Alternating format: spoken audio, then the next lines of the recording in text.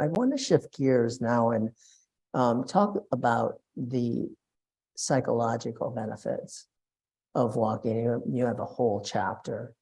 And part of the reason why I want to do that is that in reading that chapter, I was really struck by how many times some of the things that you were saying were sort of benefits of walking or outcomes of walking, are the kinds of things that I actually think of myself as the benefits and outcomes of some of the spiritual practices that I've undertaken now and then.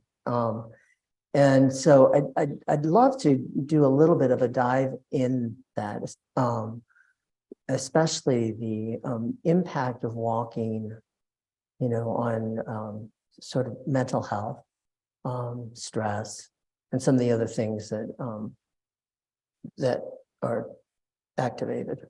Yes, so we can think about this in a couple of different ways. So a really simple way to think about the effect of walking on what we technically call your subjective well-being. We can ask people to give a rating for how you think you're feeling in the moment on a scale of 1 to 5. And that actually relates pretty well to how you are actually feeling if you're to do a full-blown clinical interview.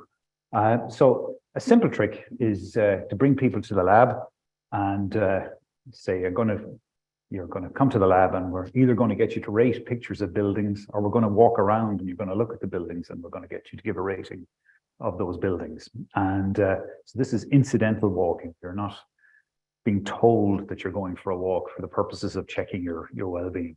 And if you ask people then just to fill in a bunch of questionnaires, and one of the things they do is rate how they're feeling in the moment. You might say they're feeling around about a 3 or a 4.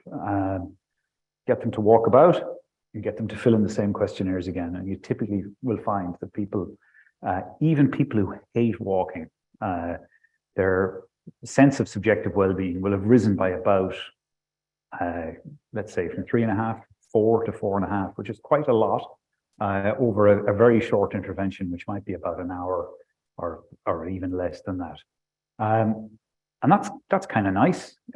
We all know that you feel good if you walk, but can you go further than that? And the answer is yes. There's now lots and lots of really high quality data. And I talk about a study from Australia in the book, which tracks people over an 8 or 10 year period and tracks the likelihood that they're going to have major depressive disorder over that period of time.